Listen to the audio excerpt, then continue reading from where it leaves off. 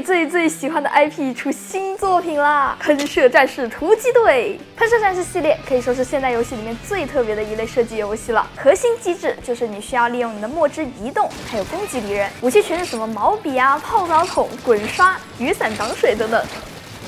但是，就是這麼有意思的設計，還是很多人沒有辦法體驗。畢竟是一個主打 PVP 的遊戲，聯網還有對戰都是非常重的門檻。那這一回，一個允許你升級成長，搭配各種超強配件，爽快刷怪，並且還單人多人都支持，甚至可以線下無網絡聯機，而且全程超級爽快的喷喷，它來啦！目的地窩巢群島，出發！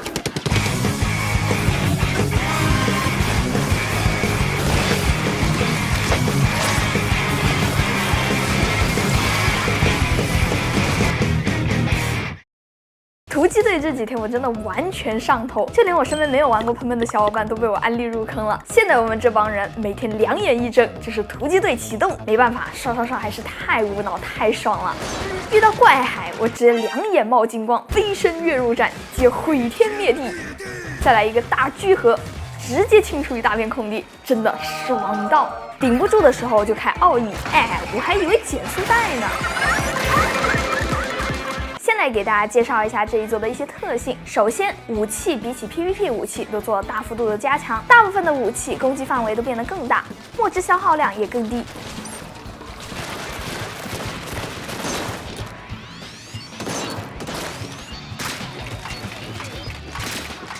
但是现在不能直接扔出手雷，取而代之的是这个突擊隊的全新系統墨水罐，也就是角色背後背着的這一個。這次呢，一共有3個墨水罐，分別是速度型、力量型，還有技術型。這個配色，這個命名是你。當身體顏色全部變成紅色的時候，它就能充分發揮威力。既然這樣，一開始就用紅色型的作戰不就行了嗎？不同的墨水罐有不同的技能。這個技能被稱為配件，這個配件非常強力啊！這一個聚合可能比你平 A 10幾強還要強，而且不消耗墨汁，只有 CD。不同的風格差距也特別的大，比如說速度型超級靈活，力量型純粹的輸出，毀天滅地，技術型召喚流。這些配件可以通過零件進行強化，有些零件甚至可以直接改變一個技能的玩法。就比如說這個聚合，裝上這個零件之後，橫斬就會變成豎斬。還有個零件可以從衝1次變成衝3次。除了這些，也有比較幽默的零件，比如說炮台的這個零件，描述說可以一次性發射2顆子彈，我以為是並排發射2顆子彈，結果，你就說是不是發射2顆子彈了吧？另外還有一個新機制奧義，3個角色對應着3個不同的奧義，給不認識的小伙伴介紹一下，這3位的組合名叫魚漿幫。在噴3裡面主持了一個叫滿腿電台的節目，相當於遊戲內的公告版。對於噴3玩家來說，魚漿幫就像是大明星啊，看得見摸不着。但這一次我們可以和魚漿幫共同作戰。莎莎的奧義是召喚出一條大鯊魚往前衝，慢慢的奧義就是超級大範圍的 AOE。鬼蝠直接變成大魚，不僅能創人，還無敵。大家更喜歡誰的奧義呢？而且本作的成長曲線非常的激進啊，可以說每玩一點點都會給你大幅度的提升。比如說一開始你可能只有1個配件，但是後期你可能一共有3個獨立的配件，操作上限非常的高。這一次噴射戰士突擊隊基本的玩法就是去到不同的關卡，不停的刷，獲取更好的裝備，提升戰力，然後去更難的關卡裡面再刷。而且這一作中有非常多降低門檻的設計，比如遊戲一開始就會讓你選擇難度，後續你也一樣可以去調整難度。不同的關卡散布在地圖內的島嶼上，有一個特別好玩的點就是這些島嶼的名字全都是和吃的有關的，像什麼油渣島、披薩島、意大利麵島。我這裡再放出來幾個，大家一起猜猜看。關卡的名字也全都是食物，而且還和所在的島嶼相關。比如油渣島上面的關卡就是天婦羅、薯塔、炸雞，還有個可樂冰。哎呦，有吃有喝的，給我玩餓了都。到後期有些關卡還會有更高的難度，這個難度直接就叫辣難度，真的是繃不住了。之後是不是還有酸、甜、苦、鹹難度？這一次的關卡類型一共有5種，其中我覺得最有意思的是這個淺長迷宮，有點像以前限定武器的英雄模式，它會強制你使用某個武器或者是技能，根據這個技能的特性制作一系列的關卡。有不少設計的非常有意思的關卡，比如說這個直接化身蜘蛛俠，每一關就相當於是一個技能的教學關卡，但這個教學關卡居然是隱藏起來的，你要用在特定關卡裡面找到的羅盘才能找到。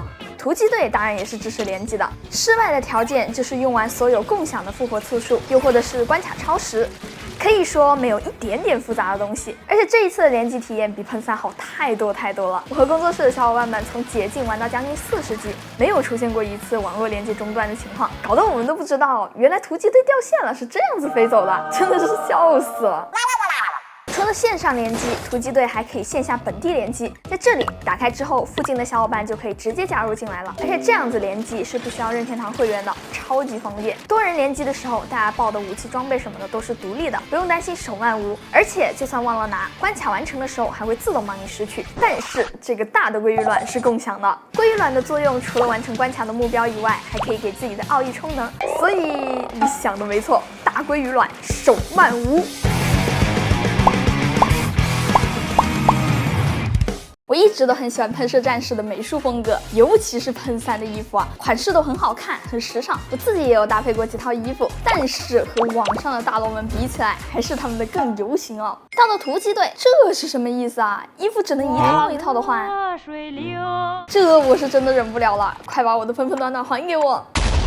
這一代的美術風格也非常有特點，可以說完全是一個廢土生存啊！什麼叫裝個飲料瓶，連個漏斗就算槍啦？這怎麼還有用醬料瓶打人的？這個更離譜啊！撕開個泡麵包裝袋，撐開來就說自己是雨傘啦？感覺武器設計師去了趟廢品站就把武器設計好了。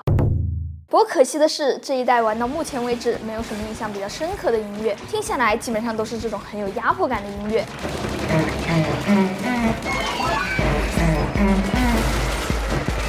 相比之下，我還是更喜歡噴3這種充滿活力的感覺。